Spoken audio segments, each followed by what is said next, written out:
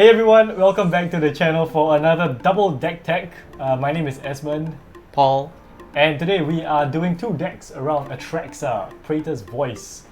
Normally we do friendly versus powerful, but today we're actually doing budget versus not so budget. not so budget. The thing is that Definitely Atraxa herself is not very budget. It's not budget, Atraxa no. is like 70 No, bucks. she's terrible. So we're excluding the price of the commander here. We're doing a $50 deck versus a almost $500 deck. Yeah. And yeah, Paul's gonna go first with his Atraxa build. So, my commander is Atraxa. I'm building around Infect and thus Atraxa. The most important part of my build is getting down the first poison counter. So, it has all these dinky ass creatures that do nothing if you draw them late. We've got our Death Touch Toxic 1/1 mana creature, our Blight Mamba, right? Our Blight Belly Rat. So it's really just all the cheap infect, all the cheap toxic creatures. They might have additional things they can do, but ultimately you just want to get the first toxic counter down, preferably on each of your opponents. So each opponent gets a poison counter. This is your win condition. Get one poison counter on each of your opponents. Yes. Hands you can keep are any hand that has at least one of these creatures. You put it down and hope it doesn't get removed in the first 2 turns of the game when everyone is ramping. You don't want to ramp, you want to get one of these creatures down. That is the most important point. After that, you have to actually kill your opponents. And to do that, we have this very simple proliferate package. So your contagion class just lets you proliferate, you know, you put -1 counters and things, so it doubles as removal if you use it that way. Oh, wow. Right? And then you've got Evolution Stage just for value, Expanded Sphere is ramp and proliferation, right? You got Anticipate that lets you proliferate. And you've also got things like, you know, Flux Channel is the same. Grateful Apparition and Thrumming Bird, essentially the same card, 2 mana flyer that lets you proliferate. And we've also got Merfolk Skydiver, which is really there because of its mana sink ability that allows you to proliferate. Nice. Tezzer's Gambit is just a card draw, which has some proliferate on it, which is pretty cool. Yep, straightforward. Right? Yep, straightforward. Very simple. So this is the main plan of the deck. Now the thing is that after that, a lot of people are going to try to kill you once once you threaten Atraxa, and you've got this single poison counter on them because you're trying to kill them in 10 turns if they don't do anything. So to do that, we got to stay alive. To stay alive, we have a nice little control package down here. We've got Aetherize, which is like, don't attack me, right? So ideally, when I play Aetherize, right, what I like to do is I'll tell people they don't want to attack me, right? And then I'll threaten it. And you'll see who takes the bait. If anyone takes it, then you just Aetherize them. And you can just continue to threaten them with Settle the Wreckage even though it isn't in the deck. So that's something you could do as well. And you should always take it because it gets the card out of his hand. Yes. You probably should, Just attack, But new players don't know that. So if you have some friends you want to troll, Aetherize is a really good way to troll them. Bring the Ending is basically Counterspell ++. So bad. It's really good. You proliferate 3 times. And it's a counter spell. It's good. I'm calling it. It's a good card. Okay. It's a good card. Corrupted Resolve. This is a good card, right? That's a pretty good card. This is a really good card. Yeah. This is basically Corrupted Resolve at home. Yeah. So counter squall. Because you're 4 colors, so double blue might be a bit hard to pay. So blue and black is pretty nice. So it's like a negate that is another copper of negate, right? Despark is just very flexible removal. Negate is negate. Path is standard. Phyrexian Switches is if Atraxa is on the board, it board wipes on the exact same turn, right? Because you put the +1 counter on Atraxa, and then when you end of the turn you proliferate, Atraxa proliferates herself, she gets another counter, and then after that the Scriptures proliferates and it blows up everything. Not everything, non-artifact creatures. Non-artifact creatures, but come on, how many of them are there? This is here as control. As a plus point, it also proliferates. So you got this nice tempo plan going, right? You got your first poison counter, and then you're kind of like, pushing ahead while defending yourself, which is a nice little tempo plan. This is really good if... Oh, this is pretty good. Yeah, this is really good because it hits spell. any permanent, right? So you can bounce any permanent, something giving you trouble, just bounce it. Single combat is really good for protecting yourself because you cast it, Atraxa stays on the field, right? Everyone else loses everything but one thing, right? And they kind of lose the flexibility of what they do for their next turn, which is great for slowing down the game, letting you get your little slow proliferate engine going. Slow is the keyword. Slow is the keyword. Slow and steady wins the race in this case. Swords to Plowshares, Removal. standard. Time White, it's removal. Vraskas gets the first poison counter I like out this as well. actually. Yeah. I like this card. Yeah. One card for 3 is pretty Yeah. good deal. Gets the poison counter, Yeah. really nice. So Atraxa also attracts a lot of hate. So we've got Hyena Umbra. Hyena Umbra gives totem armor, which is good protection, and more importantly, well, not more importantly, but equally importantly, is first strike. So a lot of people, when they talk about Atraxa, they only think about the proliferate, right? So the thing about Atraxa is that she has a lot of keywords attached to her. And Vigilance, Death Touch, and First Strike with Lifelink is gonna make ridiculous. nobody want to attack you. Nobody wants to attack into that, right? And I think it's also a good point to note, like, you can attach it on one of your toxic creatures. You could. And, actually force it in for you could force it damage. in for damage. You could put it on an infect creature, you Yeah. know, and then if it shrinks, like if the first strike from the infect shrinks the creature, your creature might survive combat, and then Exactly. you have something Yeah. to proliferate on, Yeah. and that's great. Lightning Greaves is pretty good Yep. with the Okay, Shroud, yeah. right? Simple stuff. Plaza of Heroes lets Yep. you save yourself.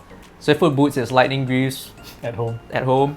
Well, no, Hexproof might be better. Yeah. Anyway. And Skrelv. Skrelv is the first toxic counter that you want at the start of the game and also gives protection. So this is a multi-role, really good thing. But primarily here, and of note, is the protection that you can give to Atraxa, which is far more important. It's the Mother of Runes. Right? It's better than Mother of Runes, specifically in this case. Yeah. Another good tactic for staying alive. You know, a lot of people like propaganda. I don't have time for propaganda. It's too expensive. We can't afford it. So we're gonna go with the tried and tested method of staying alive, blocking. So because we've got so many infect creatures, there's a good chance that when we block an infect creature, you get a -1 counter on something or something along those lines. So Hepatra can potentially get you a lot of snakes because every time you proliferate, if there's a whole bunch of things with -1 counters, you get a lot of snakes. And these snakes have Death Touch. No one wants to attack into Death Touchers, right? So this is a really good way to stay alive. And then you could get a lot of chum blockers out if you have something like Nest of Scarabs, right? So in addition to your first striking Atraxa, now when they go in, they gotta deal with, you know, these little things that are just Insects. chum blockers, insects that are just Yeah. getting in the way. This should actually be in the first strike section as well. Right, okay. The Gives protection it first section. strike, Yeah, basically. but gives first strike. It's Yeah. basically the same thing. Because you're playing a control plan, you're gonna need a way to keep up with 3 people at the table. Not easy to do. So to do that, we've got our card draw engines using Izura, Stalker of Spears. Right, whenever you proliferate, you draw, and Fathom Mage because +1 counter, draw a card. So evasion, we have these 3 cards for evasion to get in with our. In case you don't get in at the start of the game, right? You need a way to get in later on. This is what it's here. This is your fallback plan. Right? Your turn 5. Your 1/1 turn 5 infect. 1/1 infect, right? This is how you're gonna get in. Tetsuko Umezawa actually hits, I think, virtually every infect and toxic creature that's in the deck. This is a 1/1 creature. Yeah. Duelist. Oh, it's a 2. Yeah, oh, the that duelist doesn't doesn't work. Okay. But most yeah, of them. most of them work, right? But Branch Blight Stalker works, Flancer might work, and the proliferate creatures, Grateful Apparition Right. and Thrumming Bird, are both small enough that Tetsuko Umezawa can get you in. Benthic Biomancer is a one-shot, one-card wonder with this proliferate plan because it can put the +1 counter on itself. It's literally in a category by itself. It's literally in a category by itself. When you proliferate, you know, you can just, you know, discard draw, and you know, you'll get what you need, you'll get your control pieces, etc. For the ramp, most of it is pretty boring, except for Everflowing Chalice, because the charge counter is something you can proliferate, and this can get you a lot of mana later on, which will let you cast Atraxa, which you will definitely need to do at some point, probably for 8 to 10 mana. Fertilite is a way that you can keep getting basics out of your deck because it comes in with the counters, you proliferate, you take out the counter, you get another basic in, it's a good time. Lots of value. Straightforward, right? Glistening Spear enters the battlefield, proliferates, potentially becomes a Gilded Lotus. I love Gilded Lotus. Gilded Lotus is amazing. You should be playing Gilded Lotus. No. Mirror Convert Toxic creature, is a nice. toxic creature, so it gets that first poison counter as well, coming down at 2 for any color, right? But more importantly, color fixing and mana ramp. Replicating Ring, you get those counters, those night counters, and then those night counters make huge amounts of mana. And that's basically the deck. We've got some very boring lands here. Maybe the most interesting ones are the creeks because they come with charge counters and you can use them to fix any of your 4 colors. So that's actually a pretty nice interaction that you've got Wait, going there. where's the black one? I don't have it because I didn't want to have too many tap lands. Right. Okay. Yeah, there's a fair few tap lands we've got. Because this is on a budget, we don't have access to the shock lands, the fetch lands, or anything like that. So we're just running these very simple game plan. One poison counter, proliferate, very focused and very to the point. And so you can see our mana curve here. Down, everything is at 2 mana. And our price comes all the way down to a whopping $126, of which $70 is Atraxa herself. Yeah. So it's about $50 for the rest of the deck. It's about $50, yeah. I'm going on the more angelic route. So mine is about Myojins. This is a non-budget build, so the total cost of the deck is almost $500. And because, you know, I have a nice fancy Atraxa. But the whole point of this deck is to get one of these Myojins out and then proliferate it.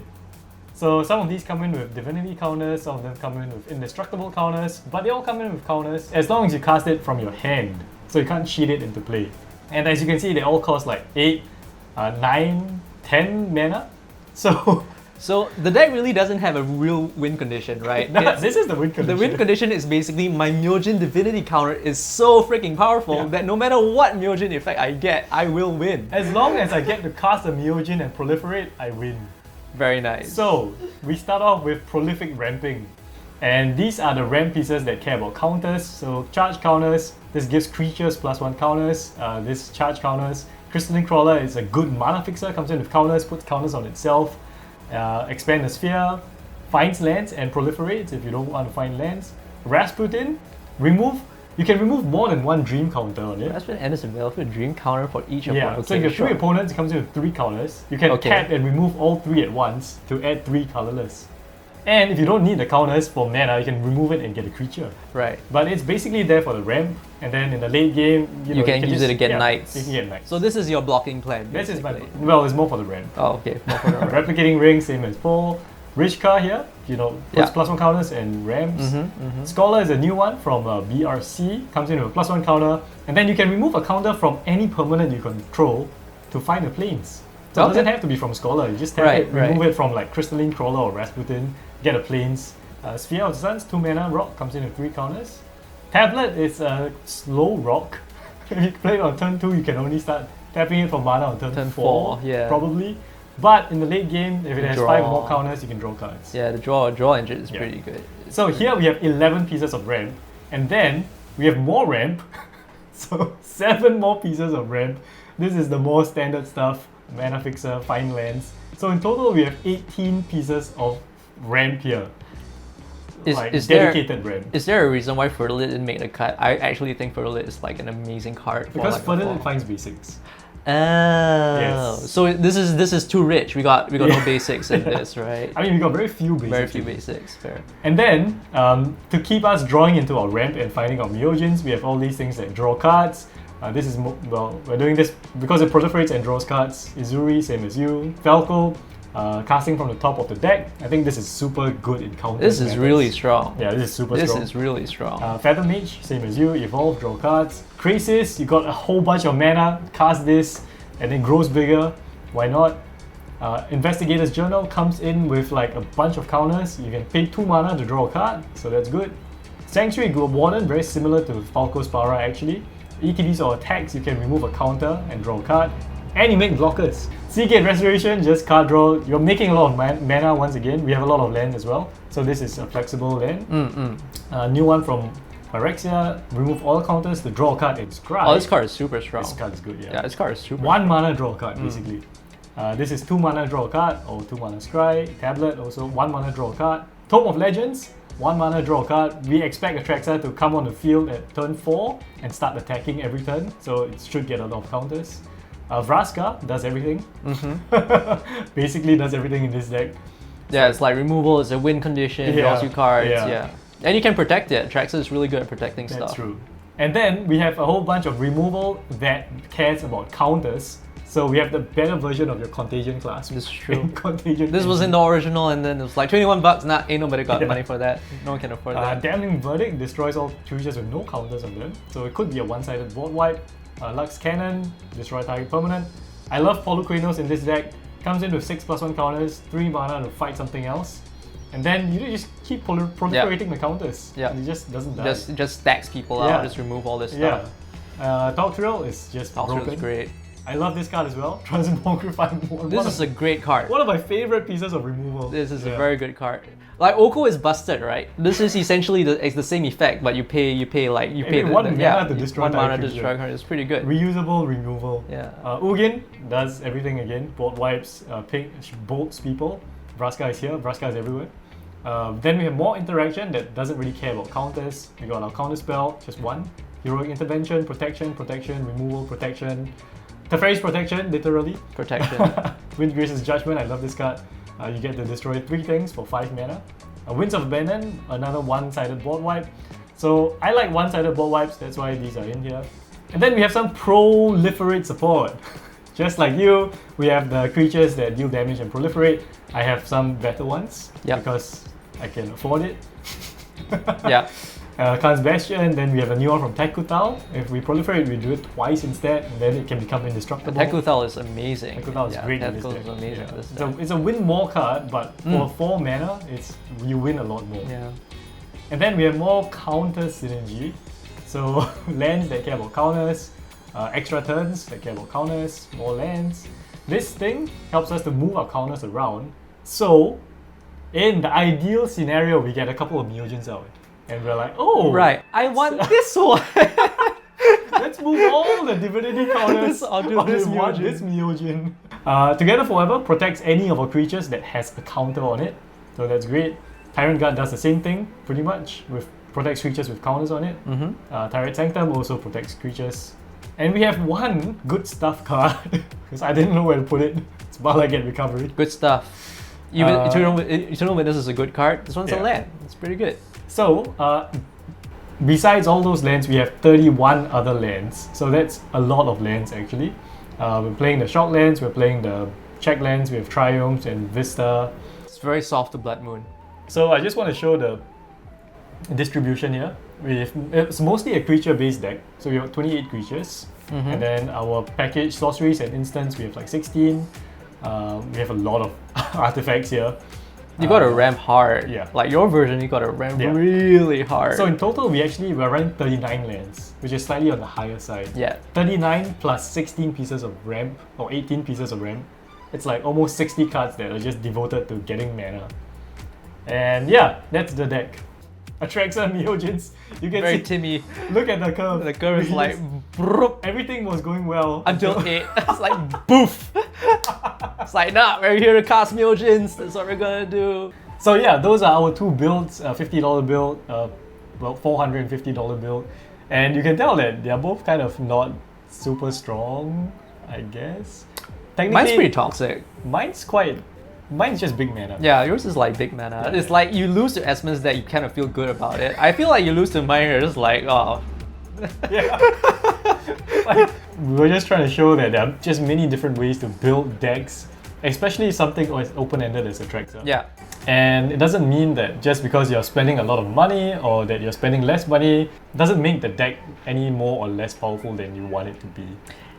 It's like your deck can be very focused with dirt cheap cards. Actual play pieces are very cheap. It's only when you really want to get into that very high competitive level that you need things like free interaction, free counterspell, right? That's when it gets really expensive. But if you didn't have that, like, the deck will work. It'll work fine. Let us know what you thought of these builds, and I'm sure a lot of you out there have Atraxa builds as well. Let us know how you built that and what other commanders we should talk about, whether you enjoy this budget versus non-budget stuff, or should we do like more friendly versus powerful stuff. Let us know what you want from this series. Otherwise, thank you for watching. We'll see you next time. Bye-bye.